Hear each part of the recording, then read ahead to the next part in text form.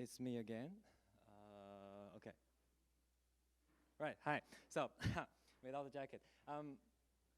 So, this paper is titled Selecting the Motion Ground Truth for Loose-Fitting Wearables. I think it's very relatable for all of the MoCap methods, benchmarking optical MoCap methods, right? So Lala is the first author, but he is in Kuala Lumpur presenting another paper, so I'm helping him to present. I'm the second author.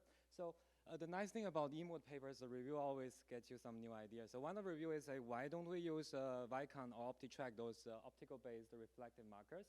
Now of course, the MoCap post got accepted because we convinced the reviewer these optical marker-based trackers, they don't work on loose garments. And in this paper, and we were, okay, we thought nobody actually benchmarked them in loose garments. So let's just measure how bad they are in loose garments. So the thing is, those optical marker-based trackers, they track the tracker precisely, really precisely, but your pose is inside your body.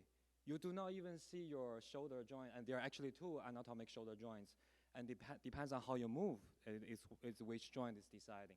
And also another problem is nobody, so if you want to measure something of the same motion wearing different clothes, you need to wear different clothes and move exactly with zero error, and nobody can do that. So with the same, so this is generated by diffusion. You cannot, realistic human cannot do this. So this is impossible, realistically. And so we can simulate the impossible. So Lala is this nice game developer, wanted to be PhD, so we said, okay, let's simulate that. So there is a lot of motion capture data set with the AMIS data set, and you also use that to train your model.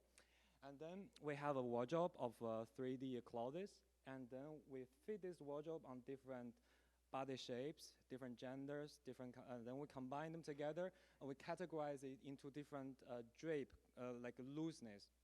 We also have a measure for drape in the paper, but it's not enough time to say that. And then through the simulation, we generate inputs for different motion capturing methods, right? So for the optical marker-based, reflective marker-based, we generate the coordinates directly from the 3D simulation. And for computer vision RGB-based, we just render the scene with textures of this scene and then apply the deep learning methods. And we want to see whether is optical marker based really that precise? Is computer vision based better?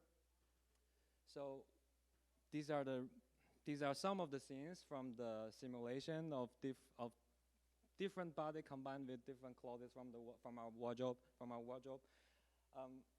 Yeah, so first of all, the pose-sonic or sonic pose. Pose-sonic, you already told you there's a lot of problems with those big marker-based methods. It's expensive, you need a volume, but the vision-based, markerless vision-based, you can use a smartphone or you can deploy it in the wild. They are trained with data in the wild.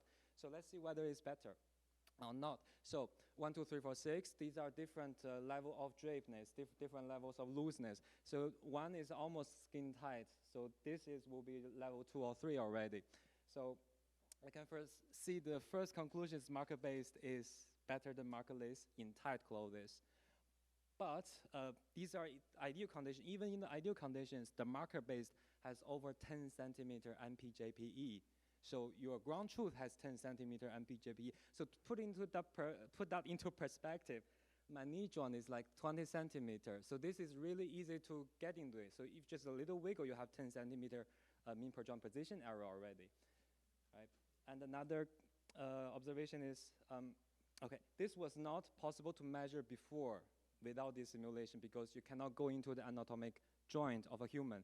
Only through such a physical simulation, we can measure how good these marker-based methods are. And compared to markerless, when it goes to drip level 3 or 4, especially in fast motions or daily activities, they are comparable with each other. Not considering the practical implications, the economics, we can use a smartphone to record data and go through a deep learning model and give you the ground truth. And through this toolkit, you can also have the inherent error of your method, of your ground truth.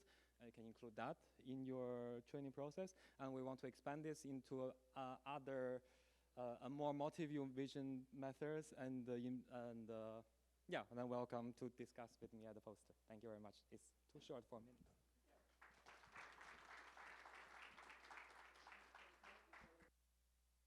think applies to a lot of different tracking. So one question. Okay, in this case, Bo, just go back to your place, and we have more discussion later. So we come to the last paper of this session. Again, going back to finger tracking, touch lock, finger micro gesture recognition using photoreflective sensors. So yet another sensing modality, and it will be presented by Riku Kitamura, right?